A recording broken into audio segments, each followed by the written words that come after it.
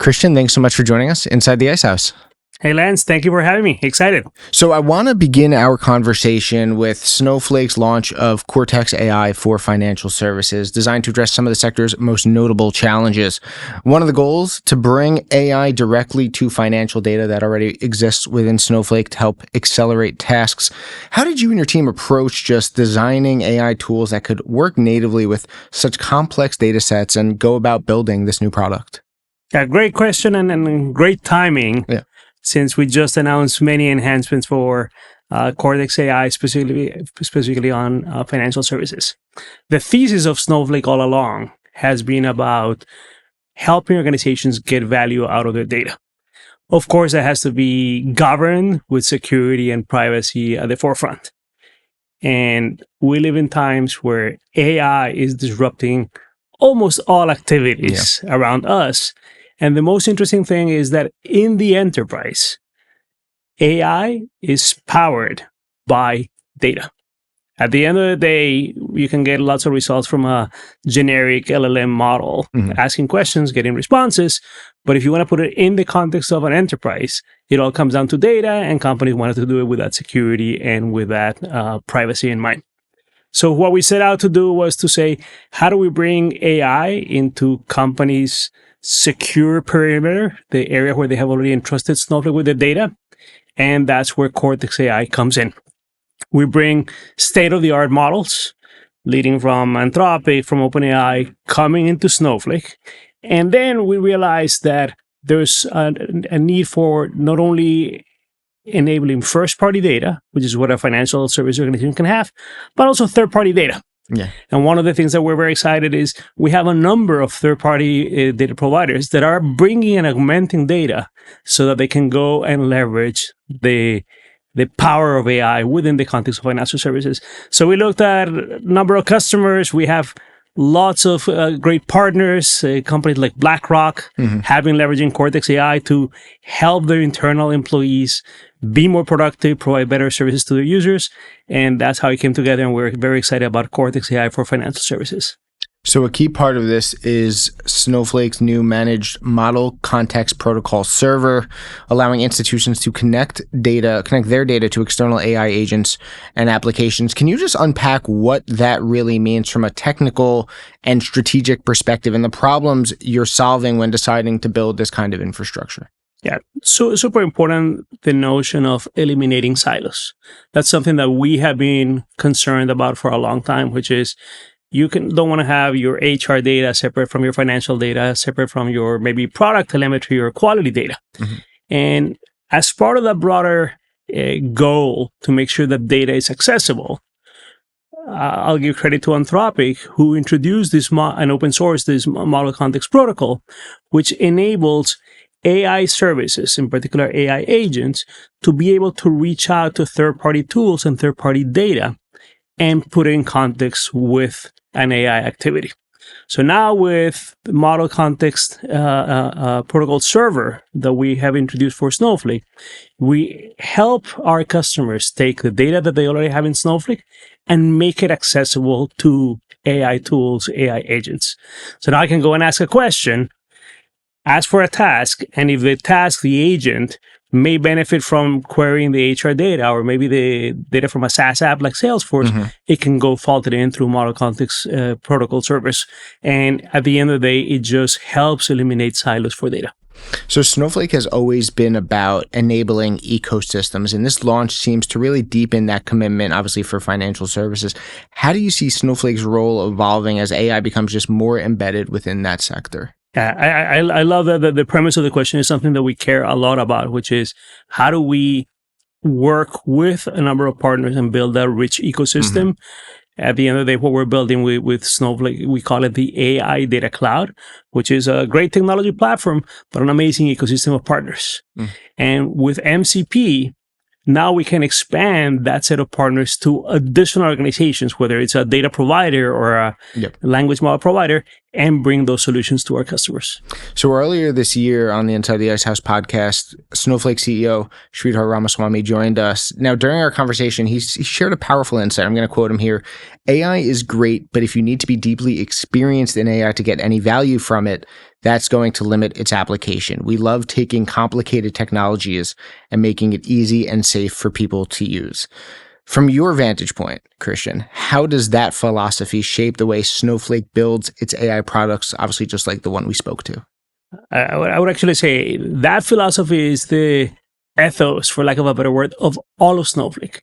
If you look at how we started with simple primitives like compute, if you look at maybe the cloud providers, they have hundreds of different instance types. And when we first introduced Snowflake, which is 10 years ago that it went in general availability, we said, we don't have all these instance types. We have small, medium, large, extra large, to extra large. And that same philosophy that we did for compute, we brought it for many other things. We brought it for administration. We brought it for upgrades. And that same philosophy has carried forward to AI. When a customer of Snowflake wants to leverage AI in the context of the data, they don't need to think about where is the model hosted and did they get GPUs and did they have the right security controls in place. All of that is just faulted, and we just let them ask questions of the data with AI. So that philosophy applies to AI, but most important, to everything we've done at Snowflake since day one. And one of the things Sridhar emphasized during our conversation was making, obviously, AI safe to use.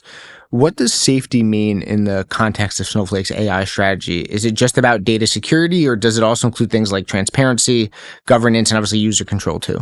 I would say it's three parts. One is correctness of answers, which matters a lot. Two is enforcement of security, which is important. And the other one is the ability to do evaluation and monitoring of the solution. It's in the same order. The first one, you can say it's the obvious one, but that was one of the biggest problems with AI a year or 2 years ago, which is the answer always sounds very high confidence. But you have no idea if it's correct or not. Exactly. So we've done a lot of work to have the AI itself do checks on the questions and the answers. We have introduced the concept of verified answers. So the AI knows that these answers are human created and validated. And that increases the confidence of users with responses they get. Security, we already talked about. We honor all the security configurations that customers have. And the last one is evaluation and monitoring. You want to be able to see what types of questions your users are getting. You want to be able to get feedback loops that help you improve the solution. We have all of this integrated into Cortex AI. So from the question about safety, I want to just spend a couple minutes real quick on the role of governance in AI. And there's this debate, I think, of how governance impacts the technology, whether it acts as a deterrent and sort of slows it down, or it can be a catalyst for acceleration, right? There's sort of that debate. If done right, how can governance help the latter, right? Help move that technology forward rather than the former and really burden its development?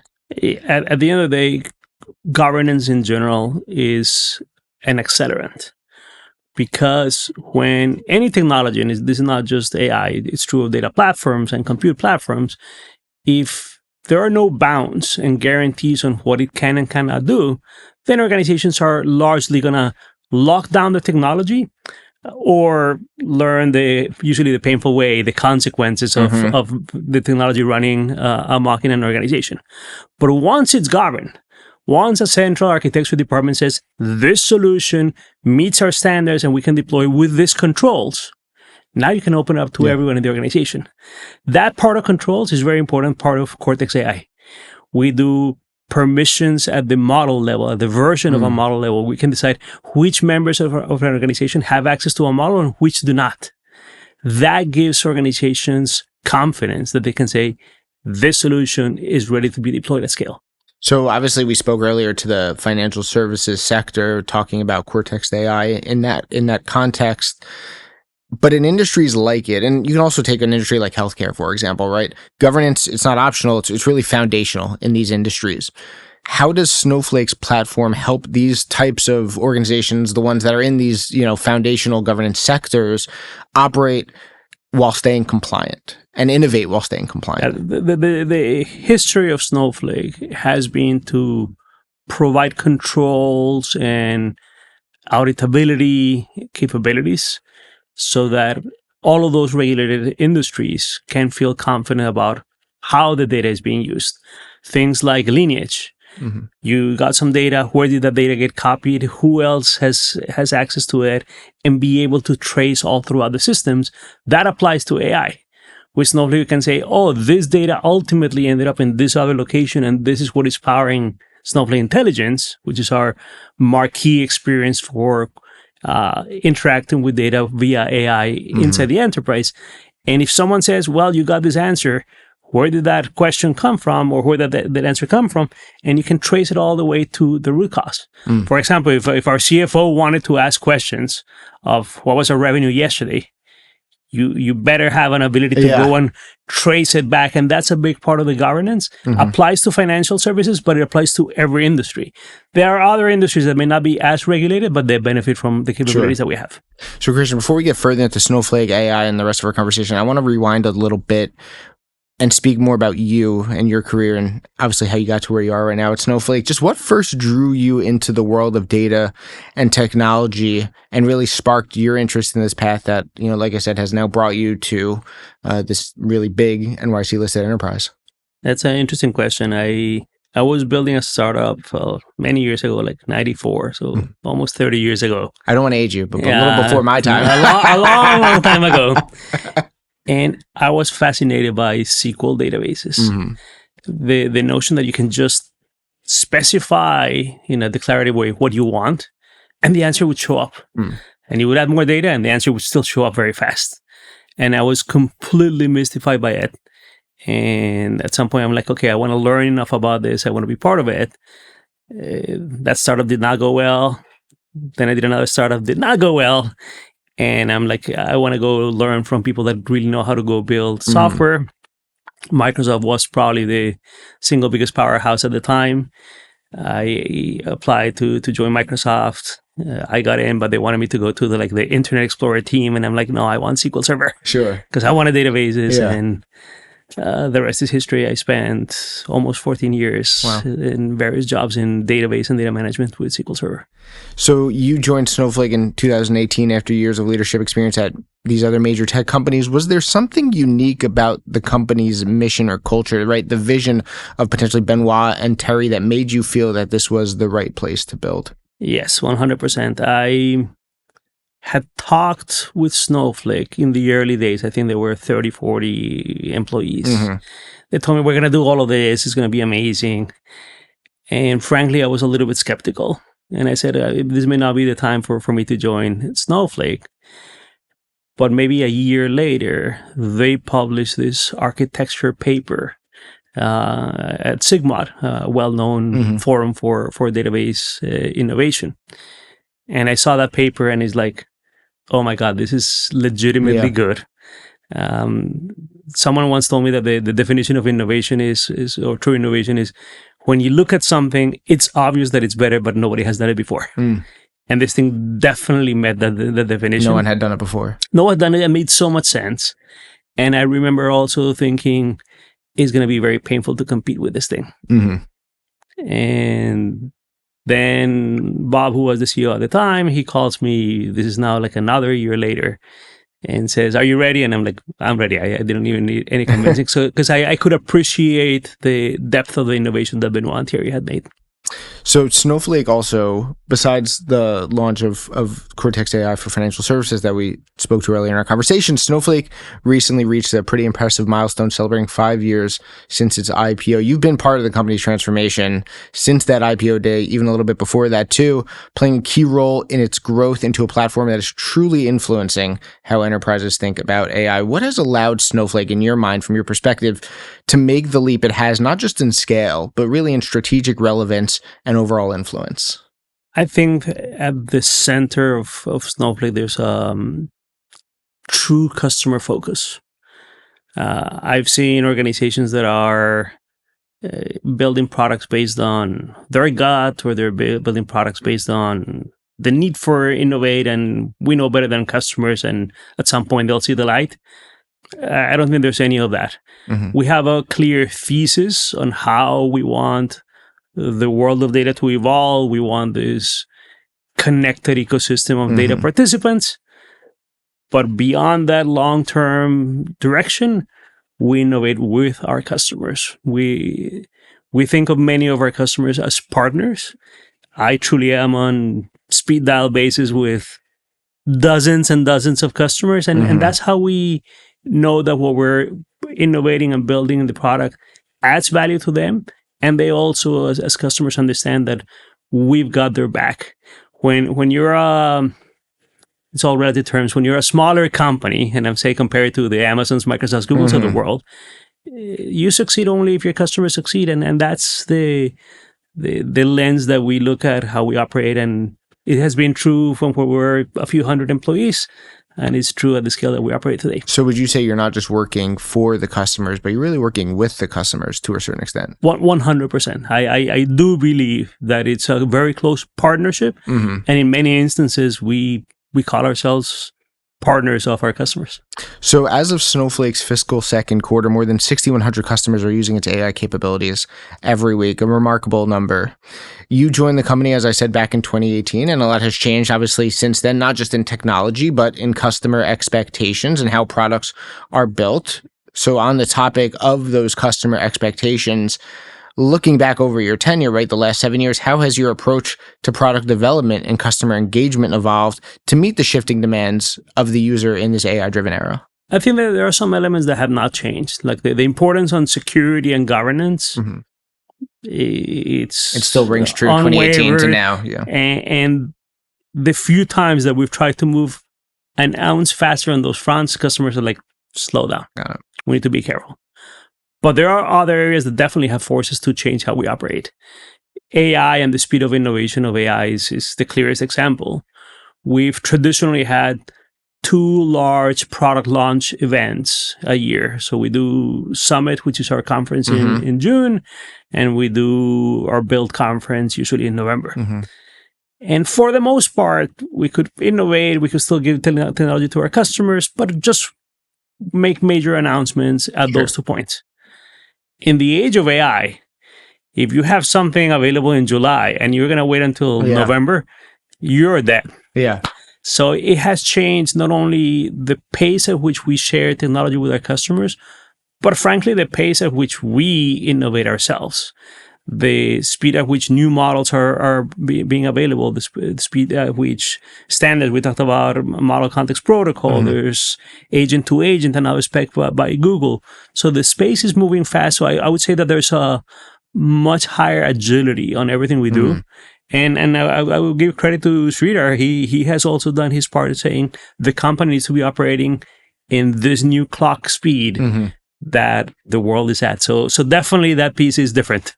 You make a good point. You have something ready in July. Can't hold it till November now, not anymore. So during our conversation with Sridhar in January of 2025, he spoke to the role of partnerships. Specifically, during our conversation, he referenced collaborations with Microsoft and Anthropic. So how have just those partnerships, as well as ones with, say, entities including OpenAI and Workday and so on and so forth, how have they enabled the company to serve customers in ways that may not have been possible before these collaborations?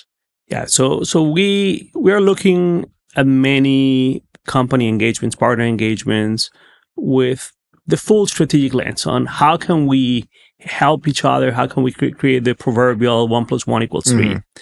Microsoft in particular, since you mentioned it, we've had a great relationship with Microsoft for many years, but it had traditionally been around the technologies that surround data. Okay. So we had the Azure ML team, or maybe the Dataverse team, Power BI to a degree, but we would have never thought of partnering with the core data team because we're competitors. And interestingly enough, in the last year and a half, we realized that we are frankly more aligned than not in many of the capabilities that we want to enable for our customers. We found common ground in the emergence of open file formats and open table formats. So we said, you know what, why don't we hold hands and we bring Apache Iceberg implementations to market? Why don't we hold hands and make sure that data that is in Microsoft's OneLake is available to Snowflake? Data that is in Snowflake is available to Microsoft Fabric. And we've done this, and I would say we have probably one of the deepest partnerships in the industry. And you could argue and say but you guys are competing. And at the end of the day, what we're doing is, yes, we compete, but most importantly, we want to give customers the architecture and the choice that they need. With Anthropic and with OpenAI, we have very close partnerships on model distribution. Claude's latest model dropped yesterday, a couple of days ago, and we were a day zero launch partner for them. Same thing has been true with GPT-5 and the latest models from OpenAI. So Snowflake, still on the conversation of partnerships, and I think this speaks to the success of Snowflake's partnerships. So Snowflake recently named Morgan Stanley's 2025 Strategic Partner of the Year. So first and foremost, congratulations on that accomplishment. But with a partnership like that, how do you really approach co-creation of value, especially with a firm that operates in such a regulated space, ensuring that there's obviously positives coming at it from both sides or for both sides? When I spoke earlier about the relationship with our customers, that is not a vendor-customer relationship, but it's truly partnership. The relationship with Morgan Stanley stands out as a great example. They came to us and they said, this is an example, I have maybe a dozen or more, but an example from 12 months ago, they said, in talking to the regulator, they need a solution to make sure that some data is truly immutable. Means that once it's written, nobody can delete it, not even a system administrator. Snowflake didn't have such a capability.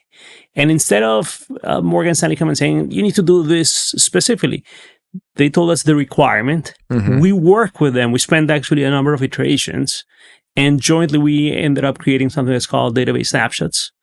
It's now a feature of Snowflake, and it addresses that requirement. Of course, for Morgan, but for others that may be subject to the same regulation. So the partnership with them is, I would say, second to none. I speak with them on a very regular basis, and I don't even think of them as a customer. I think of them as a true partner. We compare notes on who is doing what that is interesting in the industry, compare notes on companies, startups, partners that can help them or that can help us, and we're always working together. So, Christian, as we begin to wrap up our conversation, and this is kind of a tough question because you talked about the pace of which things are going now, and it's constantly changing. And say we have 1 million use cases for AI, it could be 10 million, by next Monday, right? Like it's constantly moving. So you've seen this data space in AI really evolve dramatically over the last decade. Just general, what excites you most about going forward, and what it could possibly bring to, all of us sitting here? Yeah, there's a lot to be excited about. I've always believed in the power of data. I've seen study after study where companies that are leveraging data are outperforming their peers. At this point, you don't have to take my word. Yeah. There's clear-cut evidence on the that. Case. And the coolest thing of what's happening right now is we're in the era of AI, and AI is the ultimate application of data. Is the ultimate technology that will help organizations get value of data. So I would say in some ways we've been preparing our entire shorter life of Snowflake, but maybe for me a longer career in data is preparing for this moment where the ability to leverage data gets maximized and amplified. So that's the number one thing that I think is exciting for me personally. It's exciting for Snowflake, and hopefully it's exciting for all of our customers. And so we spoke to Snowflake's success since its IPO 5 years ago here on the New York Stock Exchange. Obviously, the company has come a long way with still so much space for continued growth and continued success. But when you think about the next 5 years under Sridhar's leadership, with the leadership team as a whole, what's the vision? How do you see Snowflake continuing to evolve and continuing to grow? Yeah, we want to help organizations with the entire life cycle of data. From when data is originally created, whether it's an application or a sensor or a device, all the way when it's ready for AI to get value out of that data. And we want to create that ecosystem of parties that collaborate based on data products. That's the AI Data Cloud. That's how we think about technology plus ecosystem. And over time, and this is very true on the financial services industry today, over time, once you are a Snowflake customer, you're part of a network. You're part of people that can collaborate with data. That's the broader vision. And it's ambitious, it's large, and we're making great progress in that direction. Well, I love highlighting Snowflake here on the Inside the Ice House podcast. So many great things happening for the company. Christian, thank you so much for joining us. No, thank you for having me. And we also love the partnership with the New York Stock Exchange.